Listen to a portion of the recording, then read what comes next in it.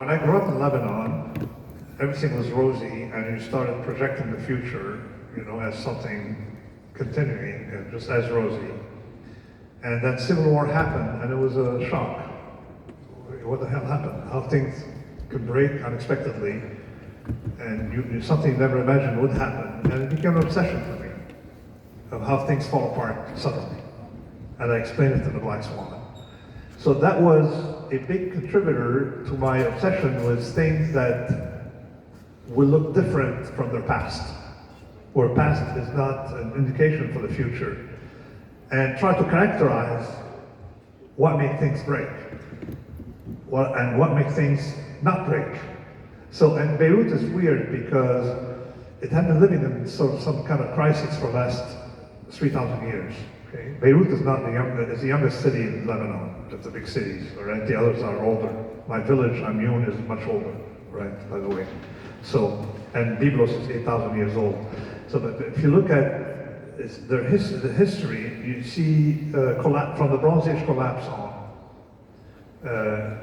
you see behavior of collapses followed by some kind of revitalization.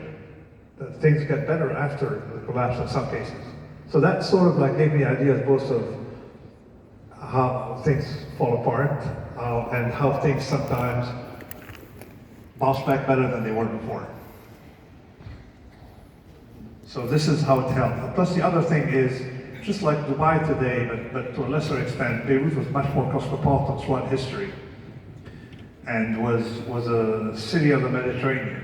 Not that much part of Lebanon, and was not part of Lebanon in 1860, it was more Mediterranean city. So it made me understand this idea of Mediterraneanism, being on a Mediterranean commerce. So it was some kind of openness to cultures that you don't have when you're away from ports.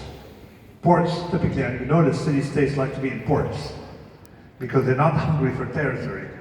But you're Russian, it's not in a port, so it's a big thing. So people inland or inside of the middle of a continent, they're hungry for territory.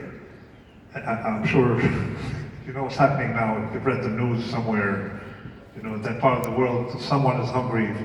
Most people are hungry for territories, right? But if you look at city-states, they're not hungry for territory.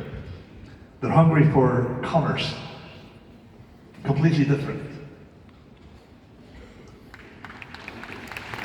Ladies and gentlemen.